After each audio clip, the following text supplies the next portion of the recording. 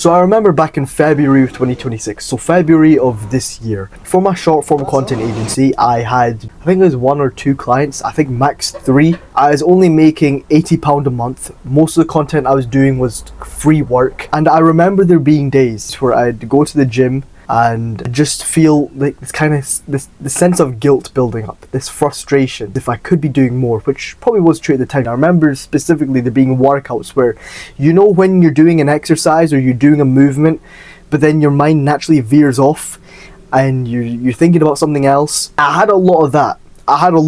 Like my workouts, I wasn't fully present. I wasn't fully in the moment, and it was horrible. I didn't like it. And then one day, I'm coming out of the gym. This is sometimes an overcast day, there's a breeze in the air. And that's when I see somebody who I had previously networked with in the past. His name was Raza. You've seen him in previous episodes. I go on about him a lot. Well, it's because I'm working with the guy a lot now. But anyway, I see him and he's outside one of his clients. It's like a phone shop. He's outside one of them. I see him, he sees me. I cross the road, I greet him, I say assalamu alaikum, the whole thing, right? And we just get talking. About business, about life. I ask him a bunch of questions of how his business is going, how he got started, how he did everything, right? Because at this point, he's like 3 years in, and I have barely just started. And so I'm asking him a bunch of questions like, how many inquiries are you getting? How many, how much money are you making? How much do you charge?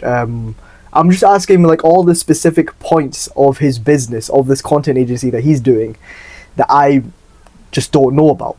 And I'm talking to the guy, and one thing I noticed was, he's always thinking about things in abundance rather than lack. And what that means is, he talks about things from a point of view of there's a lot to go around rather than there's little to go around. It's like, imagine you don't have much food in the house, and you're like, oh, we got to save this food for, I don't know, XYZ. You're going to be thinking about the food in like, oh, there's a lack of the food. But now let's flip the tables. Let's say you're talking about food and like, there's so much food, we can eat as much as we want. You're thinking about it in like a point of view of abundance. I don't know if I made sense there. And so yeah, me and Raza, we're talking.